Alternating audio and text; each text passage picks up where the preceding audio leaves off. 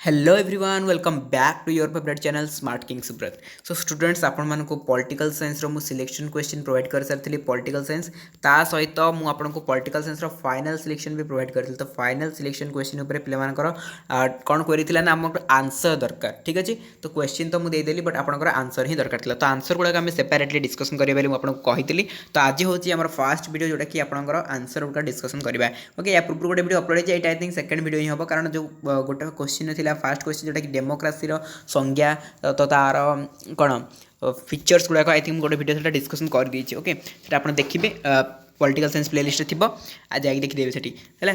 तो यहाँ हूँ सेकेंड वीडियो हम आई थिंक सेकेंड वीडियो जोटा कि सिलेक्टेड लॉन्ग क्वेश्चन आम गोटे डिस्कसन करबा। सेटा हूँ भारत में केंद्र और राज्य मध्य व्यवस्थापिका संपर्क जोटा कि लेजिस्लेटिव रिलेशनशिप आलोचना करबा। आज ता सहित आर्थिक संपर्कटा भी देखीदेवा कहीं मुझे आपको कही आर्थिक संपर्क भी टी इंपोर्टेंट अच्छी ए वर्ष प्रशासनिक संपर्क एत इंपोर्टेंट ना। तो आम कौन इंपोर्टेंट अच्छी ना व्यवस्थापिका संपर्क और आर्थिक संपर्क ए वर्ष इंपोर्टेंट अच्छी। तो देखो मुझे सिंपल वे आपको बुझेबी ता सहित ए पीडीएफ को आप टेलीग्राम डाउनलोड करके पढ़ी पारे। आंसर गुड़ाक प्रैक्टिस करूँ, यही क्वेश्चन ही पड़ो कि बाहर पड़ोनी। ठीक अच्छे जा। तो फास्ट लॉन्ग क्वेश्चन लिखला बेले इंट्रोडक्शन निहाती देवे। इंट्रोडक्शन केमी दिया देखो संविधानर नवम खंडर सप्तम अनुसूची रे केंद्र और राज्य मानकर क्षमता बंटन को 3 गोटी तालिका माध्यम वर्णना कर। तो आम 3टी तालिका अच्छी। ठीक अच्छे, तो कौन से 3टी तालिका? गोटे केंद्र तालिका, गोटे राज्य तालिका, गोटे युग्म तालिका। तो केंद्र तालिका केतोटी विषय अच्छी? 69टी विषय अच्छी। राज्य तालिका केतोटी विषय अच्छी आपने जानते आ युग्म तालिका केतोटी विषय अच्छी आपने जानते निहाती भाव में कमेंट सेक्शन कमेंट कर कहे राज्य तालिका आ युग्म तालिका केतोटी विषय अच्छी। ठीक अच्छे, तो जो 69टी विषय अच्छी केंद्र तालिका तो सेटा सब कौन? प्रतिरक्षा केंद्र, पुलिस, परमाणु शक्ति इत्यादि जो केंद्र सरकार निर्विघ्न क्षमता प्रयोग करेंगे। यही क्षेत्र में देश सारा एक प्रकार आईन व्यवस्था रही आवश्यकता रही। बुझला, ये रहा आपको इंट्रोडक्शन। बुझिपारे टेलीग्राम पे मैंने जॉइन करेंगे, निहाती जॉइन करेंगे कारण मुझे हेठी ही पीडीएफ प्रोवाइड करदेवी है। टेलीग्राम जॉइन करेंगे, डिस्क्रिप्शन बॉक्स में लिंक अच्छे, अदरवाइज कमेंट सेक्शन में आगे मुझे लिंक देदेवी। तो राज्य तालिका आम देखा 3टा जगह तालिका अच्छी ना। तो राज्य तालिका कौन, युग्म तालिका कौन, सब देखा। राज्य तालिका कौन? यही तालिका आम 61टी विषय अच्छी यथा पुलिस, जेल, शासन, स्थानीय शासन, तो ये सब रोचे। सहित युग्म तालिका कौन? युग्म तालिका मुझे आपको कहीदेली आप कौन कह आंसर। युग्म तालिका 52टी विषय अच्छी, एगुड़िक मध्य प्रधान विषय है बह, छाड़पत्र, योजना, श्रमिक ये सब रोचे।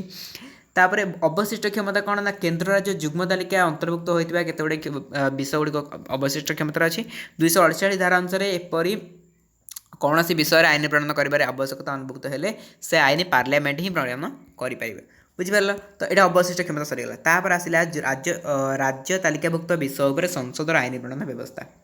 राज्यसभार व्यवस्था 249 धारा वर्णित अच्छी जे जातीय स्वार्थ दृष्टि राज्य तालिकाभुक्त कौन सी विषय उपर आईन प्रणयन कर आवश्यकता अनुभूत हेले राज्य सरकार 2/3 सभ्यों समर्थन क्रमे एक प्रस्ताव द्वारा पार्लियामेंट यही आईन प्रणयन कर क्षमता पाई थाए। देन जरूरी परिस्थिति आप जानते 250 धारा जरूरी परिस्थिति कौन हुए देश में जब जरूरी व्यवस्था घोषित हो जाए तो पार्लियामेंट राज्य तालिकाभुक्त कौन सी विषय आईन प्रणयन कर आसिक।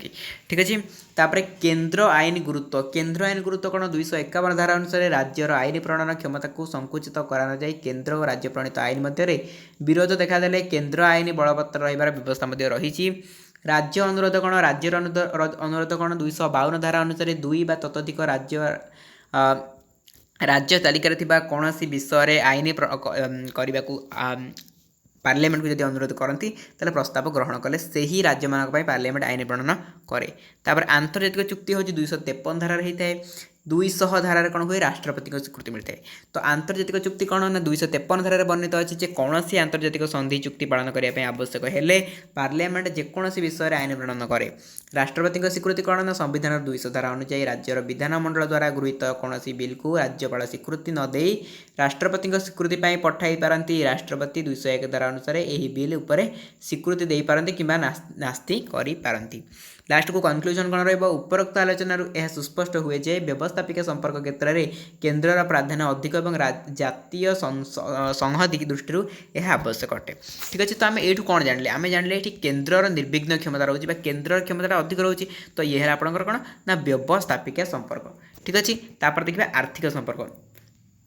आर्थिक संपर्क कौन?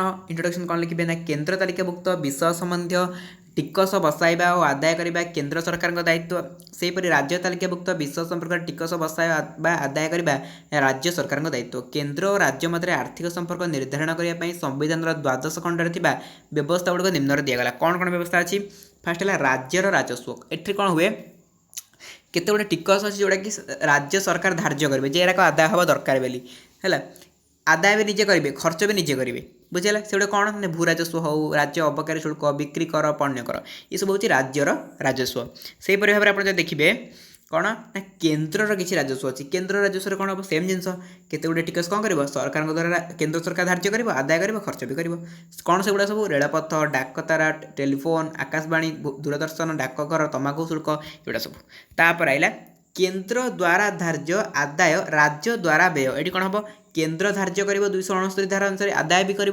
किंतु एगुड़िक कौन करब ना राज्य को खर्च करने को दिज्व ठीक अच्छे से सब कौन कौ तो कर ना मृत्यु कर उत्तराधिकार संपत्ति कर रेल भड़ा माल टिकस ये सब दि जाए राज्य सरकार को बुझेगा तापर केन्द्र द्वारा धार्य आदाय राजस्व केन्द्र और राज्य मध्य बंटन माने केन्द्र धार्य कर 270 धारा अनुसार किसी गोटे टिकस आदाय करने तो आदाय कर किए राज्य ना सरी धार्य आदाय हम केन्द्र द्वारा हाँ केन्द्र धार्य कर आदाय भी निजे कर किंतु जो टंकाटा आसो से केन्द्र आ राज्य मध्य बंटन हो बुझेगा सेमती 273 धारा अनुसार अनुदान कौन रही देखो 273 धारार व्यवस्था अनुसार राज्य माने विभिन्न कारणों केन्द्र ठारू आर्थिक साहाय्य पाती आसाम बिहार ओडिशा पश्चिमबंग झोट रप्तानी कर परिवर्ते केन्द्र ठारू सहायक अनुदान पाती राज्यर अनुसूचित जाति उपजाति दुर्बल श्रेणी लोक उन्नति विभिन्न योजना बाबद केन्द्र आर्थिक साहाय्य दियंती अर्थ आयोग जानते 280 धारा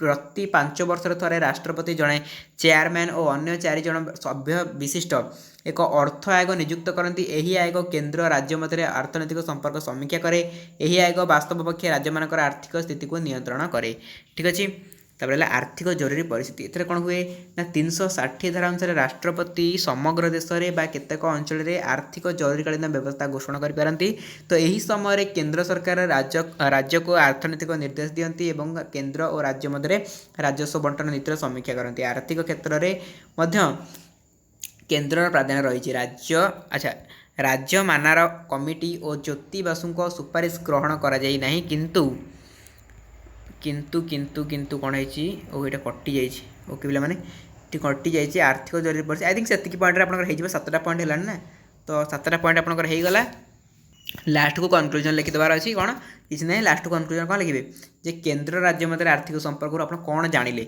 जमी एठी गोटे कनक्लूजन लिखिली जे उपरोक्त आलोचना सुस्पष्ट हुए जहाँ लिखिली तो आपड़ या भर कौन जाने निजर मतामत को कनक्लूजन देवे है तो ये थिला दुईटी इंपोर्टेंट सिलेक्टेड क्वेश्चन जोड़ा कि 2024 बोर्ड एग्जाम पढ़ा जाऊँगी तो सेगुड़ा मुझे आपन सहित आलोचना करनेली नेक्स्ट आम देखा 3rd नंबर क्वेश्चन जहाँ थिला ताकू आलोचना करबा देन 4 नंबर क्वेश्चन जहाँ थिला ताकू आलोचना करबा सेपरेटली गोटे गोटे वीडियो में आपन आलोचना करदेवी लंग क्वेश्चन गुड़ाक इजी वे आपको बुझेबी जो बुझी न पारे यहाँ तो बुझे ना मुझे आपको प्रायतः पढ़ी जाइए बट जो जिन बुझा जिन थी मुझे निहाती भाव आपको बुझेबी ठीक अच्छे तो आशा करुँच आपने आरंभ शेष पर्यटन देखिए बहुत पिला अधारे छाड़ी भी जाइए तो से किसी मतलब मैटर करें स्क्रीनशॉट नहीं किसी पिला पढ़े तो जहाँ भी करूँ जी करूँ आपने चिंता करूँ आपको बोर्ड एग्जाम बहुत बढ़िया हम आप मुझे अच्छी जो मैंने भी मो सहित रेगुलर क्लास कर बढ़िया मार्क रखिए okay thank you so much.